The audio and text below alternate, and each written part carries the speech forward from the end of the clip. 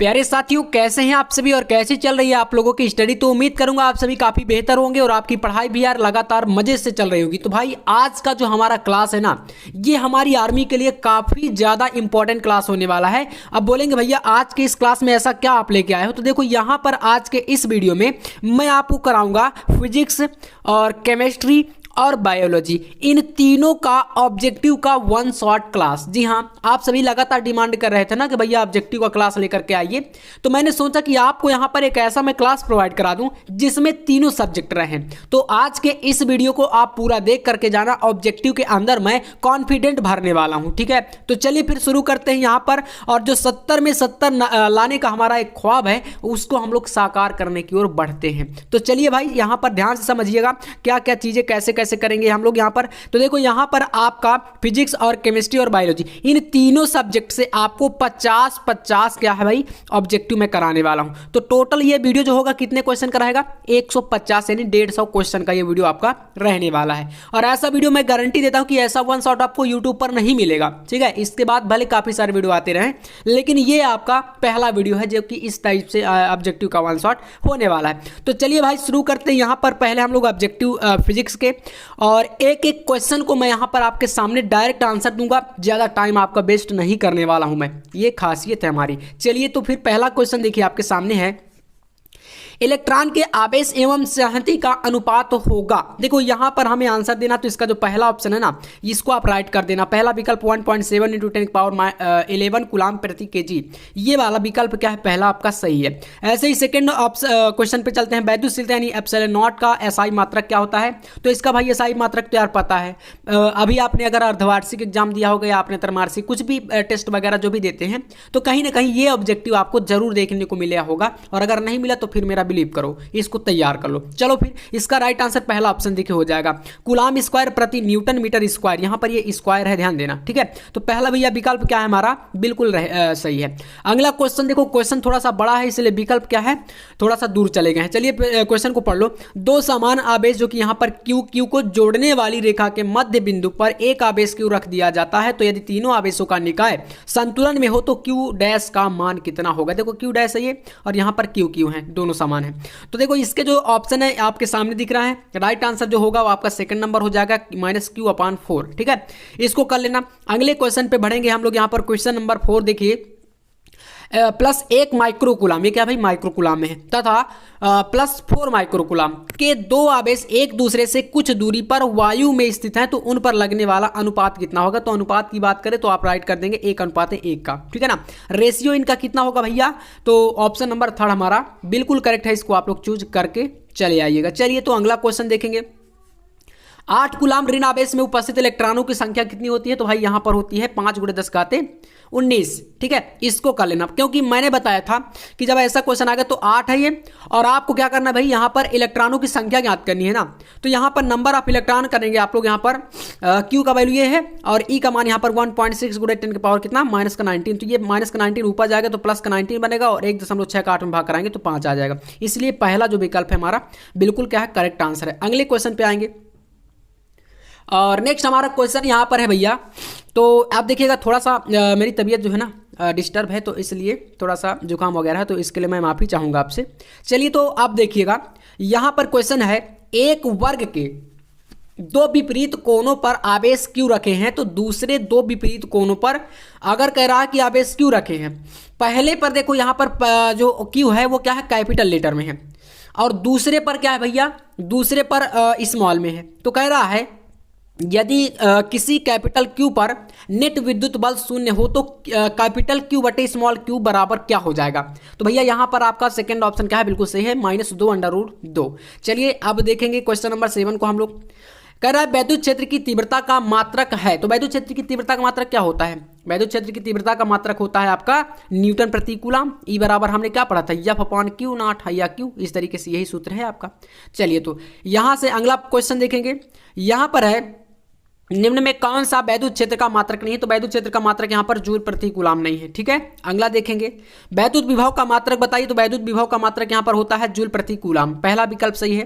Question number 10 पे अगर देखें तो E = 0 तीव्रता वाले वैद्युत क्षेत्र में विभव V का दूरी R के साथ जो परिवर्तन होगा वह कैसा होगा? तो ये आपका रहेगा VR पर डिपेंड नहीं करेगा, यानी ऑप्शन 4 जो है बिल्कुल करेक्ट है। अगला क्वेश्चन देखिएगा 11 नंबर, और इस प्रश्न में कह रहा है कि एक समान वैद्युत क्षेत्र जो कि वेक्टर ई है, इस तरीके से देखो लिखा है, लेकिन इसको आप करेंगे कैसे? तो वेक्टर ई मान लेना, ठीक है ना, में रखे वैद्युत द्विध्रुव आघूर्ण वेक्टर पी, इसको कर लेना, वाले वैद्युत द्विध्रुव को 90 डिग्री घुमाने में कृत कार्य कितना होगा? तो भैया यहां पर हो जाएगा पीई। ठीक है, 12 नंबर पे आते हैं। तो 12 नंबर क्वेश्चन देखिएगा, क्वेश्चन बहुत ज्यादा इंपॉर्टेंट है। ये कह रहा है कि न्यूमेरिकल टाइप से है, न्यूमेरिकल देखो ऑब्जेक्टिव में ही बोर्ड एग्जाम में आते हैं। तो इसमें कहा है क्वेश्चन कि एक 5 सेंटीमीटर वाले धातु के खोखले गोले सतह को इस प्रकार आवेशित किया जाता है कि इसके तल पर 10 वोल्ट का विभव हो तो केंद्र पर विभव कितना होगा? देखो यहाँ पर विकल्प दिए हैं, हमें राइट आंसर चूज करना, तो मैं बता दूं आपको, तो इसका सेकंड जो विकल्प है वो आपका सही है। ठीक है ना, दूसरा वाला विकल्प जो कि यहाँ पर कितना दिख रहा है? 10 वोल्ट, इसको कर लेना आप लोग। 13 नंबर क्वेश्चन पे आएंगे। तो 13 नंबर प्रश्न है, देखिए, दो बिंदु आवेश K1 परावैद्युतांक वाले माध्यम में रखे हैं, तो उनके मध्य लगने वाला स्थिर वैद्युत बल अगर F है, तो यदि माध्यम का परावैद्युतांक बदल दें, यानी K2 कर दें या K2 हो जाए, तब इनके मध्य स्थिर वैद्युत बल कितना होगा? तो देखो राइट आंसर यहाँ पर हो जाएगा K1/K2 इंटू F, ऐसे K1/K2 इंटू में F, ये आप क्या है? तीसरा विकल्प सही है। चलिए, तो 14 नंबर क्वेश्चन पे आएंगे हम लोग। यहाँ पर देखेंगे, वैद्युत द्विध्रुव के कारण केंद्र से R दूरी पर अक्ष में स्थित बिंदु पर वैद्युत क्षेत्र की तीव्रता एवं विभव E तथा V, जो E क्या है? वैद्युत क्षेत्र की तीव्रता, V क्या है? विभव है। E तथा V में क्या है संबंध, क्या होगा आपको ये बताना है। तो इसका जो रिलेशन होता है वो होता है E = V/R का, पहला विकल्प आपका इसमें बिल्कुल करेक्ट है। नेक्स्ट क्वेश्चन देखेंगे, 15 नंबर प्रश्न है न्यूमेरिकल टाइप का, किसी चालक में 3.2 एम्पियर की धारा प्रवाहित हो रही है, तो प्रति सेकंड प्रवाहित इलेक्ट्रॉनों की संख्या कितनी होगी? तो जब ऐसा क्वेश्चन आएगा तो देखो मैं न्यूमेरिकल में इनको करा देता हूं ऑलरेडी, लेकिन यहां पर जो आपका राइट आंसर होगा वो पहला विकल्प हो जाएगा, 2 × 10⁻19। ठीक है, यही सही है, क्योंकि देखो ये आई का मान है 3.2, इसमें आप 1.6 का भाग कराओगे तो 2 आएगा, और जो बटे का 10⁻−19 है वो ऊपर जाएगा तो प्लस का 19 बन जाएगा, इस तरीके से। 16 नंबर क्वेश्चन पे आएंगे, देखिएगा, इस प्रश्न में कह रहा है वैद्युत धारा तथा अफवाह वेग, यानी आई और अफवाह वेग आपका जो यहाँ पर होता है अनुगमन वेग VD, उसमें क्या संबंध होता है? तो इसका भाई डेरिवेशन आना है, देखो ये तो काफी महत्वपूर्ण है ही। तो राइट आंसर आपका हो जाएगा यहाँ पर J = NeVD, ठीक है ना, NeVD। तो यहाँ पर यार स्क्वायर कैसे लग गया है ना, स्क्वायर तो नहीं होगा इसमें, NeVD। तो पहला कर लेना, J आपका क्या है? धारा घनत्व है, और VD क्या है? अनुगमन वेग है। ठीक है, ये आपका सही है। इसके बाद देखिएगा 17 नंबर क्वेश्चन को, यहां पर कह रहा है एक बेलनाकार चालक की प्रतिरोधकता एवं विशिष्ट चालकता का गुणनफल निर्भर करता है, तो ये किस पर डिपेंड करता है? तो इनमें से किसी पर नहीं, जो आपके सामने देख लेना पढ़ करके, और इनमें से किसी पर डिपेंड नहीं करेगा। 18 नंबर क्वेश्चन देखिएगा, यदि इलेक्ट्रॉन का अफवाह वेग VD हुआ तथा विद्युत क्षेत्र की तीव्रता अगर E हो, तो निम्नलिखित में से कौन सा संबंध ओम के नियम का पालन करेगा? तो ओम के नियम का पालन भाई साहब यहाँ पर करता है VD = E, जो आपका सेकंड नंबर का विकल्प है, ये आपका राइट होगा। 19 नंबर क्वेश्चन पे आएंगे, यहां पर देखिएगा, कह रहा है कि 500 ओम प्रतिरोध के धात्विक तार को खींचकर उसकी लंबाई अगर हम 2 गुना कर दें, भाई 2 गुना क्या कर दें? बढ़ा दें, तो उसका नया प्रतिरोध कितना हो जाएगा? जो तार बनेगा, ठीक है, नया तार, उसका जो प्रतिरोध होगा वो हो जाएगा भाई 200 ओम। कितना होगा? 200 ओम, इतना याद रखना, ठीक है। अगला देखेंगे यहां पर, तो नेक्स्ट क्वेश्चन आपके सामने है, देखिए 20 नंबर, इसमें देखिएगा 100 वाट तथा 220 वोल्ट का विद्युत बल्ब 110 वोल्ट की सप्लाई से जुड़ा है, तो बल्ब में व्यय ऊर्जा कितनी होगी? तो यहाँ पर 25 वाट, ठीक है, ये आपका सही है। अगला 21 नंबर देखिएगा, किसी तार का वैद्युत प्रतिरोध 500 ओम है, इसकी वैद्युत चालकता कितनी होगी? तो ये होगी आपकी यहाँ पर 0.002, है ना, ये आपका हो जाएगा इसका मान। अगला प्रश्न देखिए 22 नंबर देखिएगा, यहाँ पर इसमें कह रहा है कि दो प्रतिरोध R तथा 2R एक विद्युत परिपथ में समांतर क्रम में अगर जुड़े हों तो R तथा 2R में उत्पन्न ऊष्मीय ऊर्जा का अनुपात कितना होगा। तो यहाँ पर आपका हो जाएगा 2:1 का अनुपात। ठीक है, सेकंड जो ऑप्शन है वो बिल्कुल सही हो जाएगा। 23 नंबर क्वेश्चन है गतिशील आवेश उत्पन्न करता है, क्या उत्पन्न करता है। तो गतिशील आवेश केवल और केवल चुंबकीय क्षेत्र। ठीक है, यहां पर आपका राइट आंसर हो जाएगा। 24 नंबर पे आते हैं, यहां पर एक चुंबकीय क्षेत्र उत्पन्न किया जा सकता है कैसे। तो भाई चुंबकीय क्षेत्र देखो जो उत्पन्न करने की जब बात आती है तो गतिमान आवेश के द्वारा भी उत्पन्न कर जाता है और केवल बदलते रहते हैं उसको, यानी कि बदलने से, है ना, चेंज करने से। तो यहाँ पर जो आपका ऑप्शन थर्ड है वो सही हो जाएगा, क्योंकि इसमें दोनों विकल्प आपके माने जाएंगे। 25 नंबर प्रश्न पे आते हैं, यहाँ पर है चुंबकीय क्षेत्र की तीव्रता का मात्रक, बहुत आसान सा क्वेश्चन है, आपको पता है वेबर प्रति मीटर स्क्वायर यहाँ पर उड़ के आ गया क्या, तो इसमें आप लगा लेना। ठीक है, यहाँ पर ये ऐसे। चलिए अगला क्वेश्चन 26 नंबर देखिए, 1/√μ0 का मात्रक क्या होता है। तो ये मीटर पर सेकंड, क्योंकि ये प्रकाश की चाल के बराबर होता है, इसलिए यहाँ पर सेकंड जो ऑप्शन है वो बिल्कुल आपका इसमें क्या होगा, राइट आंसर हो जाएगा। 27 नंबर μ0 की पावर -1/2, यानी कि आपको इसका वैल्यू बताना, तो ये प्रकाश की चाल के बराबर होता है। 3 × 10 घाते 8 मीटर पर सेकंड, इसका मात्रक कहाँ गया, है ना। तो यहाँ पर सेंटीमीटर सेकंड में दिया है क्या, लेकिन यार आपका देखिए 3 × 10 के घाते 8, इसमें ऑप्शन क्या है, गलत है। यहाँ पर मीटर पर सेकंड में होता है ना, तो यहाँ पर पहला विकल्प आप कर लेना। ठीक है, लेकिन मात्रक चेंज रहेगा। चलिए तो अगला देखिए 28 नंबर क्वेश्चन को देखते हैं। यहाँ पर प्रश्न कह रहा है इसमें कि एक समान चुंबकीय क्षेत्र B के बल रेखाओं के समांतर एक इलेक्ट्रॉन जिसका आवेश E और वेग v से चलता है, तो इलेक्ट्रॉन पर लगने वाला बल कितना होगा।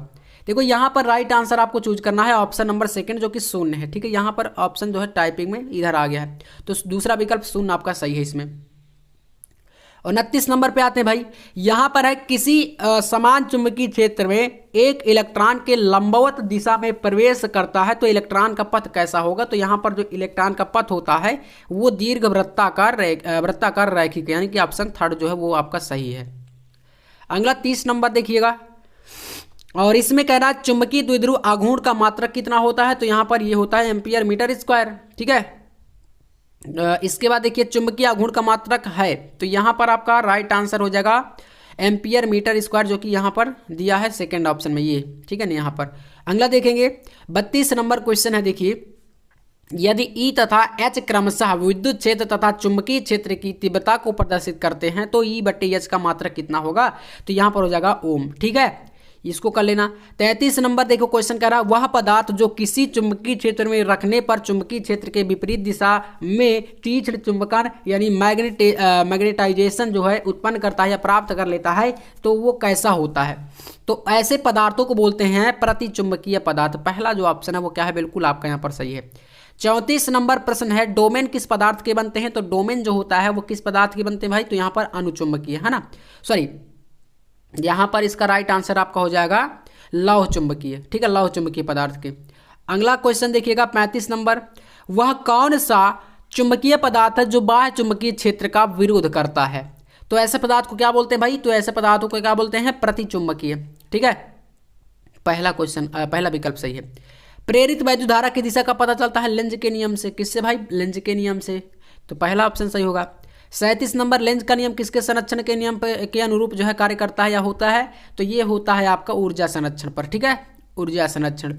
38 नंबर क्वेश्चन देखिएगा, यहाँ पर कह रहा है कि लेंज के वैद्युत चुंबकीय फ्लक्स के प्रेरण के नियमानुसार इनमें से क्या सत्य है। तो इनमें से सत्य कौन सा, देखो आपके सामने विकल्प है, जिसमें राइट आंसर आपका तीसरा जो कि मैंने बताया ऊर्जा संरक्षण, यही सही होगा। 39 नंबर देखो, हेनरी प्रति मीटर का मात्रक क्या होता है।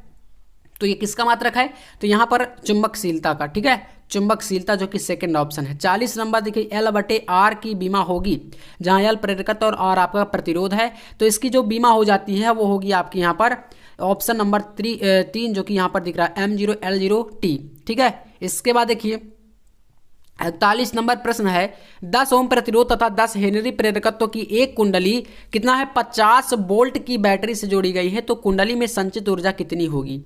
तो भाई कुंडली में जो संचित ऊर्जा होगी वो होगी 125 जूल की। ठीक है, पहला ऑप्शन सही है।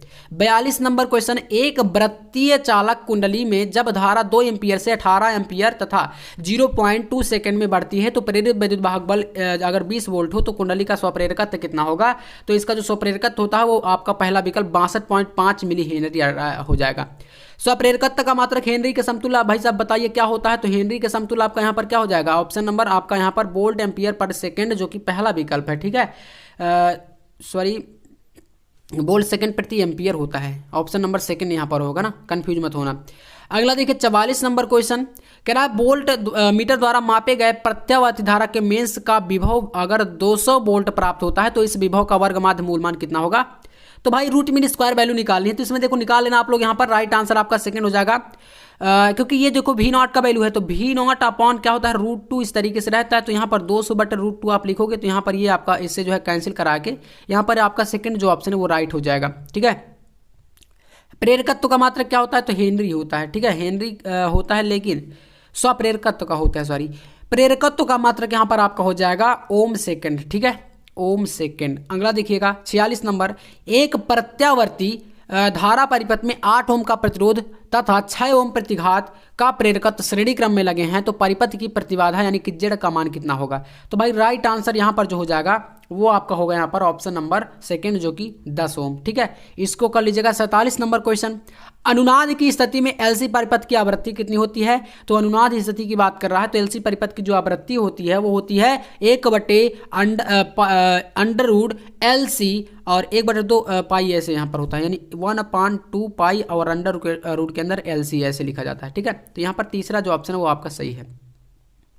48 नंबर क्वेश्चन देखिएगा, यहां पर है LCR क्रमशः स्वप्रेरकत्व धारिता प्रतिरोध को व्यक्त करते हैं, तो निम्नलिखित सूत्रों का किसका विमीय सूत्र आकृति का नहीं है? तो राइट आंसर यहां पर हो जाएगा ऑप्शन नंबर 4, जो कि है C/L का। ठीक है, 49 नंबर, समय की बीमा नहीं है, तो समय की बीमा यहाँ पर कौन सी नहीं होगी? देखो आपके सामने विकल्प दिए गए हैं, तो राइट आंसर यहाँ पर हो जाएगा आपका ऑप्शन नंबर जो 4 है ना, यहाँ पर R/C, ये सही है।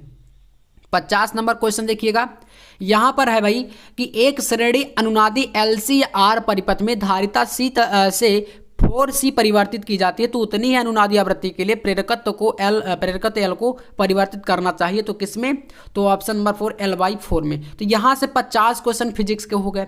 अब बात आती है केमिस्ट्री की, तो भाई यहां से स्टार्ट होगा अब क्या आपका केमिस्ट्री। तो चलिए केमिस्ट्री के भी हम लोग यहां पर क्या करते हैं, क्वेश्चनों को कर लेते हैं 50 क्वेश्चन, जो कि काफी आपके लिए इंपॉर्टेंट होने वाले। चलिए पहला प्रश्न केमिस्ट्री का स्टार्ट होता है यहां से, निम्नलिखित में से कौन सा अणुसंघ गुणधर्म नहीं है? तो अणुसंघ गुणधर्म यहां पर आपका हो जाएगा वाष्पदाब। ठीक है, ऑप्शन नंबर C बिल्कुल आपका राइट आंसर इसमें हो जाएगा। सेकंड क्वेश्चन देखिएगा, एक घोल जिसमें 6 ग्राम यूरिया और 90 ग्राम जल उपस्थित है तो उसका वाष्पदाब अवनमन यहां पर करना निम्नलिखित में किसके बराबर होगा? तो यहां पर आपका हो जाएगा 0.02। ठीक है, पहला ऑप्शन। कुहासा यानी कोहरा विलयन है, तो कोहरा किस प्रकार का विलयन होता है? ये चैप्टर वैसे हट गया है, यूपी बोर्ड में नहीं है, लेकिन फिर भी आप लोग इसको जान लो। तो यहाँ पर इसका राइट आंसर द्रव में गैस में परिक्षिप्त रहते हैं, इस द्रव के कण जो है गैस में परिक्षिप्त रहते हैं, तो ऑप्शन ए सही है। अगला प्रश्न है क्वेश्चन नंबर 4, निम्नलिखित में से कौन सा जोड़ा आदर्श घोल का निर्माण नहीं करता? तो यहाँ पर राइट आंसर हो जाएगा ऑप्शन डी। ठीक है, इसको आप चूज कर लेना। तो अगला क्वेश्चन देखेंगे हम लोग, क्वेश्चन नंबर 5 देखिएगा। इस प्रश्न में कहा गया कि निम्नलिखित में से कौन अर्धपारगम झिल्ली से निकल पाते हैं? तो अर्धपारगम झिल्ली से यहाँ पर अभिलायक के अणु, ठीक है ना, यही राइट होगा। अगला देखिए, तो 6 नंबर है 243.2 ग्राम चीनी के घोल में 34.2 ग्राम चीनी है, और बाकी का क्या होगा भाई? इसमें कोई विलायक होगा जैसे जल वगैरह, है ना, ये पूरा मिश्रण है। तो घोल का मोलर सांद्रण कितना होगा? तो इसमें राइट आंसर चूज करेंगे हम लोग 0.5 को। ठीक है, इस टाइप के न्यूमेरिकल देखो केमिस्ट्री में बिलियन चैप्टर से पूछे जाते हैं। निम्नलिखित में से किसका हिमांक अवनमन अधिक होगा? तो हिमांक में अवनमन की बात होगी जब, तो K2SO4 आपका राइट होगा। पोटेशियम सल्फेट इसे बोलते हैं। क्वेश्चन नंबर 8 देखिएगा, जल एवं एसिटिक अम्ल के एक मिश्रण में 9 ग्राम जल एवं 120 ग्राम एसिटिक अम्ल है, तो इस मिश्रण में जल का मोल प्रभाज कितना होगा? तो यहां पर हो जाएगा 0.2। ठीक है, अगला क्वेश्चन, मोललता को व्यक्त किया जाता है, तो मोललता किससे होती है भाई? लीटर में, है ना। जो इसमें विलायक का जो आपका इसमें आयतन होता है वो किस में लिया जाता है हमारा? तो वो लिया जाता है भाई किलोग्राम में। लीटर में मोललता होती है और किलोग्राम में, तो यहाँ पर किलोग्राम होगा, है ना। तो मोल प्रति केजी आपका राइट आंसर है। और ये किसके लिए होता है? तो मोलरता के लिए, ठीक है। अगला क्वेश्चन नंबर 10 देखिएगा। कह रहा है कि यदि किसी सेल से आप अचानक साल्ट ब्रिज, जिसे बोलते हैं लवण सेतु, है ना, जो सेल का ब्रिज होता है, अगर उसको हटा दिया जाता है तो वोल्टेज कितना होता है? तो अचानक से वोल्टेज जो होता है वो शून्य हो जाता है, ठीक है। ऑप्शन सी जो है वो बिल्कुल सही होगा।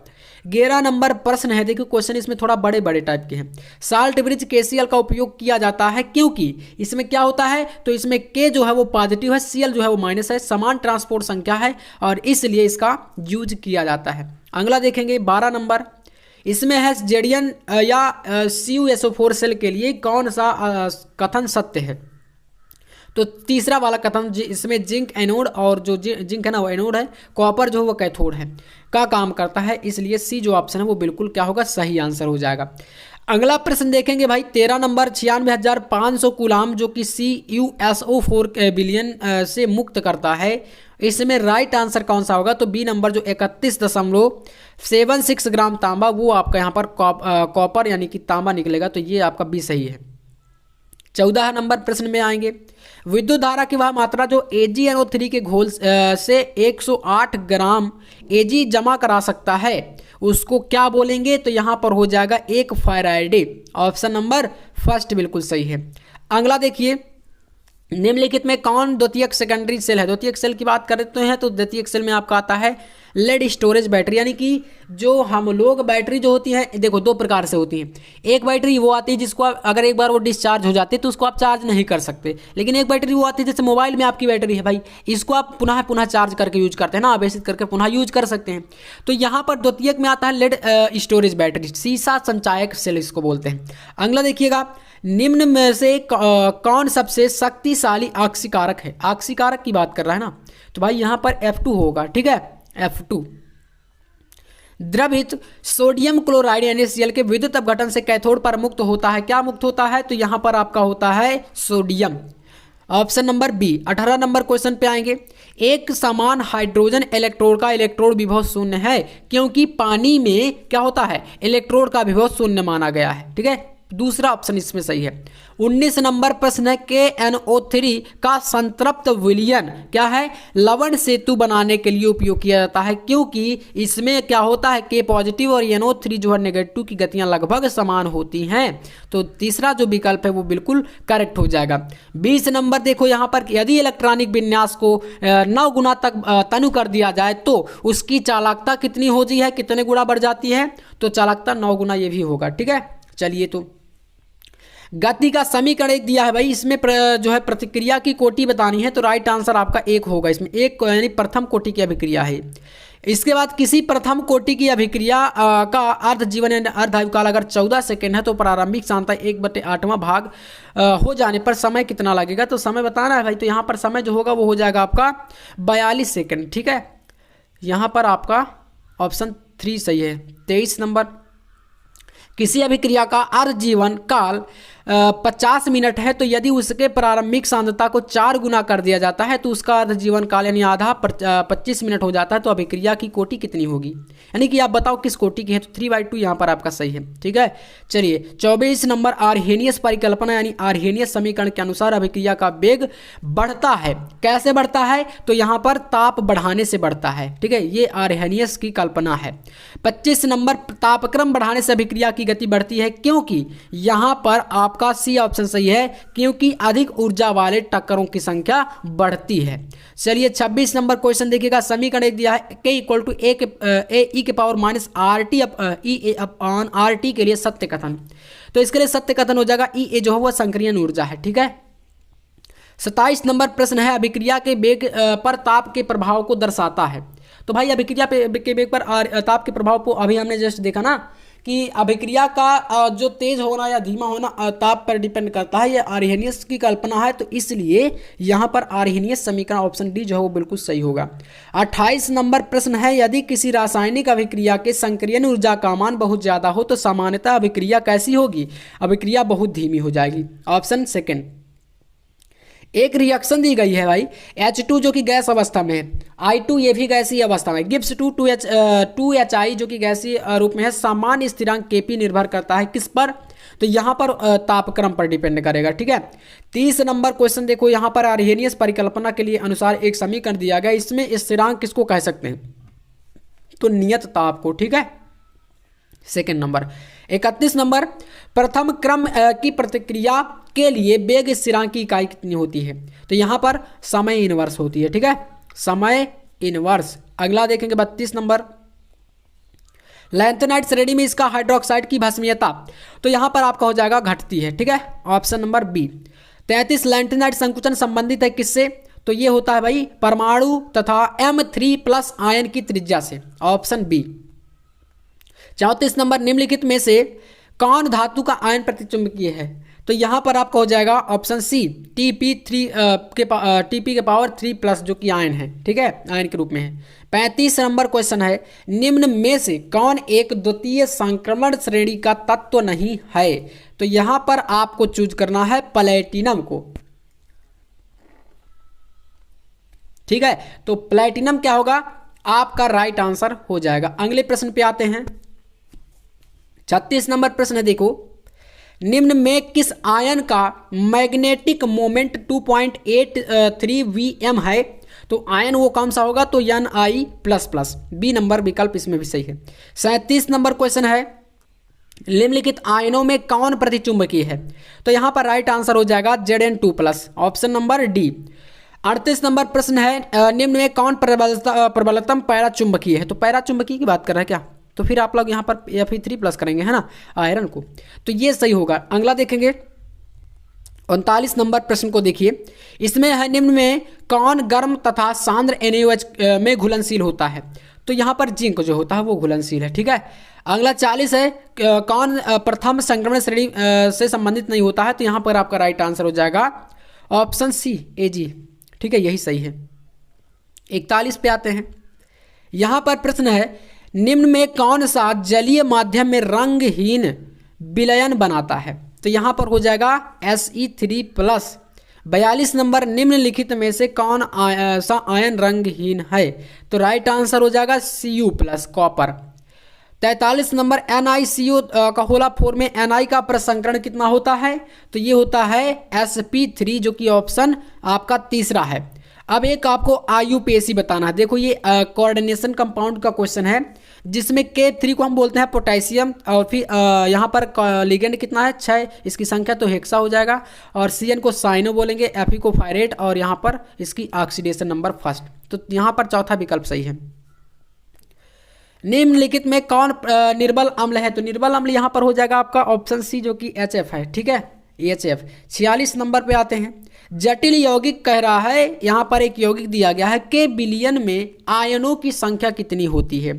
तो इसमें आयनों की संख्या 3। ठीक है, ये आपका यहाँ पर राइट आंसर है। अगला एक फिर से यहाँ पर दिया है, लिगेंड कौन सा इनमें से बताओ? तो देखो, यहाँ पर जो Cl2 और NH3 ये लिगेंड है, तो यहाँ पर आप क्या बताओगे, कौन कौन से लिगेंड है भाई? यहाँ पर राइट आंसर चूज करेंगे, तो यहाँ पर हो जाएगा आपका NH3 और Cl, क्योंकि मैंने बताया कि ये दोनों क्या है, केंद्रीय धातु परमाणु CR के साथ जुड़े हैं। 48 है, इसमें बताओ Pt की ऑक्सीडेशन नंबर, यानी ऑक्सीडेशन नंबर आपको बतानी, ऑक्सीकरण संख्या केंद्रीय धातु परमाणु की। तो जब निकालेंगे तभी पता लगेगा, लेकिन यहाँ पर विकल्प है तो हम लोग इसको कर देंगे +2 जो कि है इसका राइट आंसर। 49 नंबर देखिए, जटिल आयन जो कि दिया है एक की संरचना वर्ग तलीय है, तो उस जटिल आयन में Cu2+ का प्रसंकरण कितना होगा? तो यहाँ पर हो जाएगा DsP²।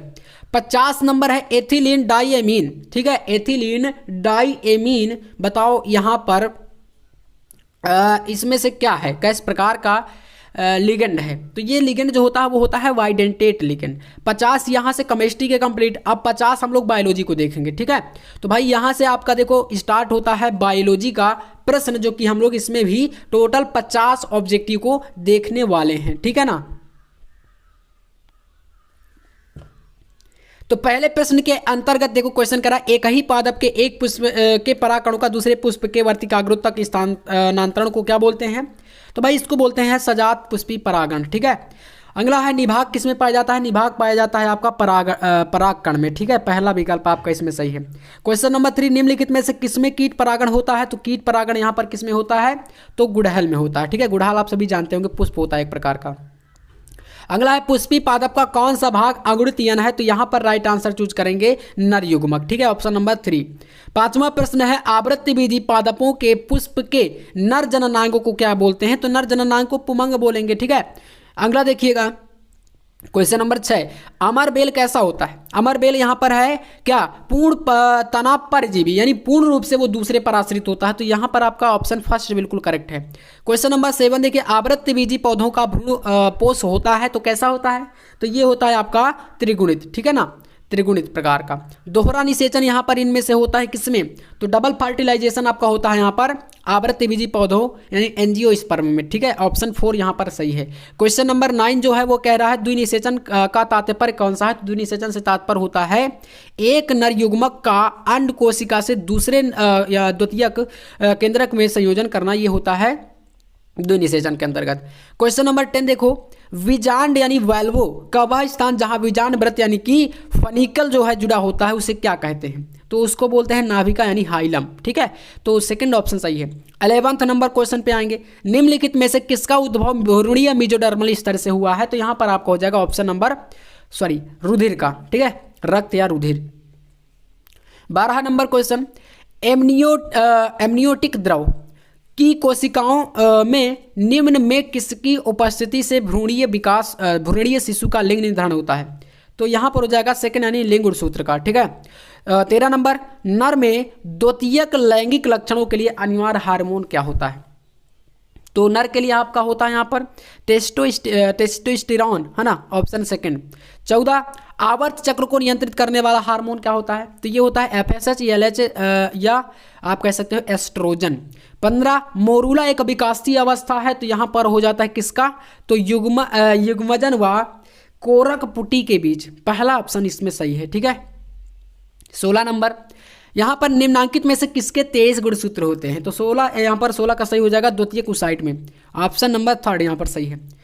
अगला क्वेश्चन देखिएगा, 16 कोशिकीय अवस्था में भ्रूण कहलाती है तो भ्रूण के क्या बोलते हैं? यहाँ पर होता है मोरूला। ठीक है, पहला विकल्प। 18 नंबर क्वेश्चन, ब्लास्टुला अवस्था में भ्रूण को सर्वप्रथम गर्भाशय से जोड़ने का कार्य निम्नांकित में से कौन सी झिल्ली करती है?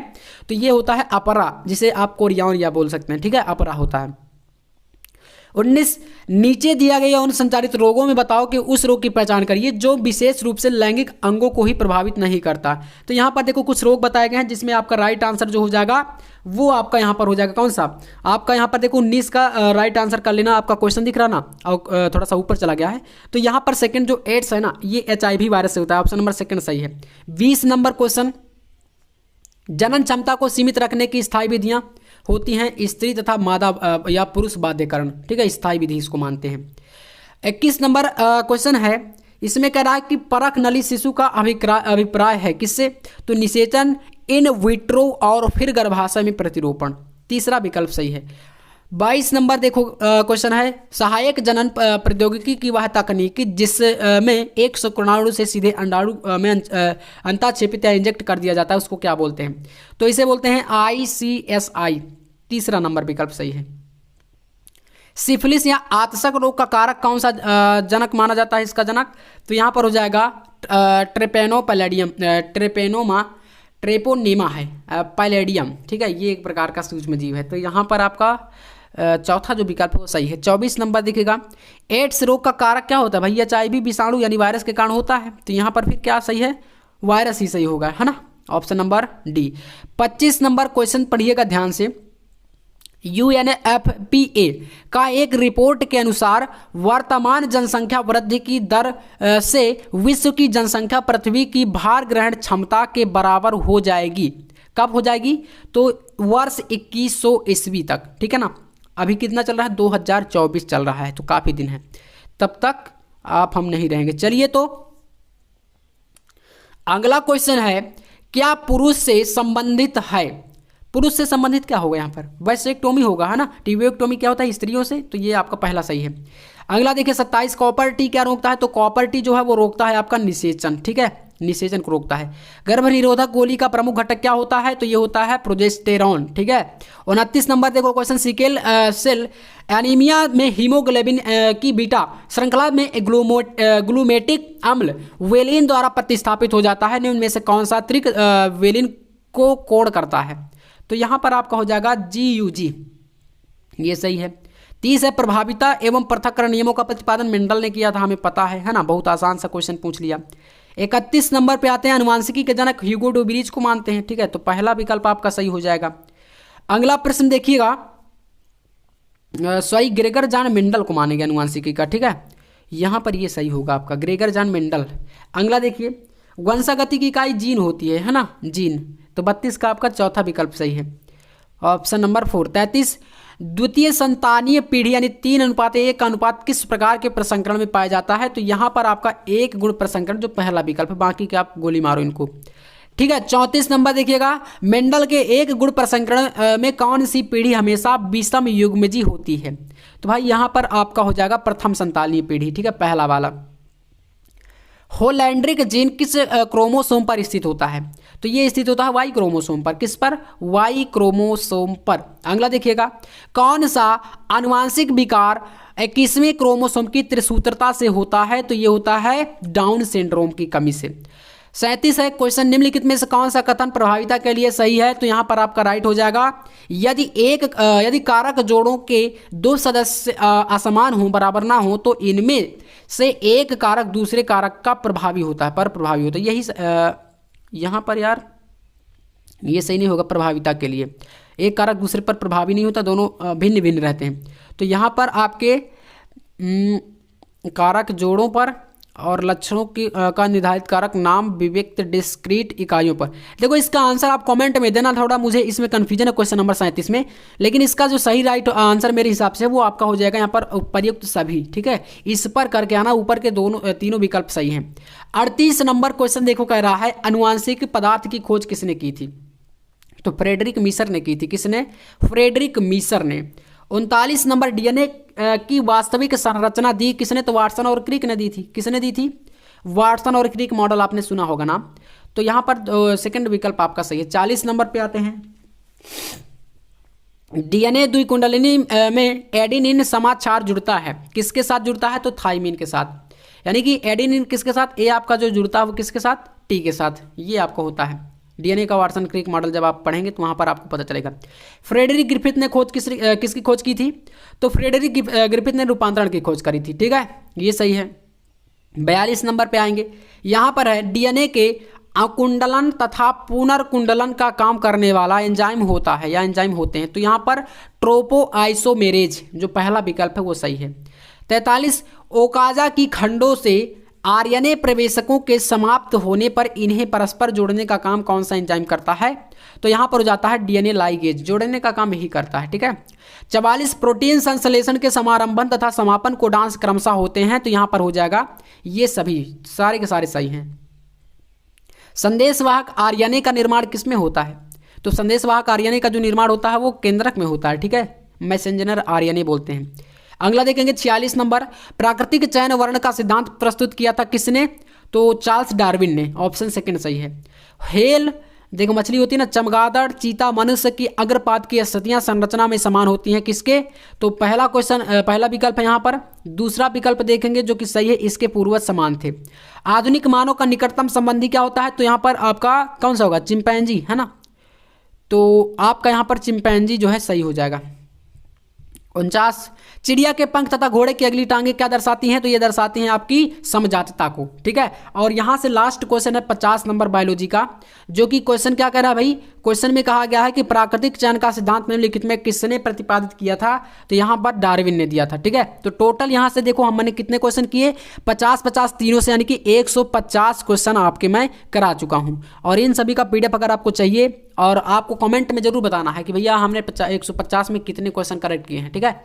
और पीडीएफ चाहिए तो मैंने स्क्रीन पर कहीं ना कहीं वो नंबर दे दिया है, तो आप उस पर कॉन्टैक्ट करके पीडीएफ सारे के सारे नोट्स का प्राप्त कर सकते हैं। बाकी आपको वीडियो कैसा लगा कमेंट में एक बार जरूर बताना, वीडियो को लाइक करके चैनल को सब्सक्राइब कर लेना। मिलते हैं नेक्स्ट वीडियो में नेक्स्ट टॉपिक के साथ, तब तक के लिए जय हिंद, वंदे मातरम।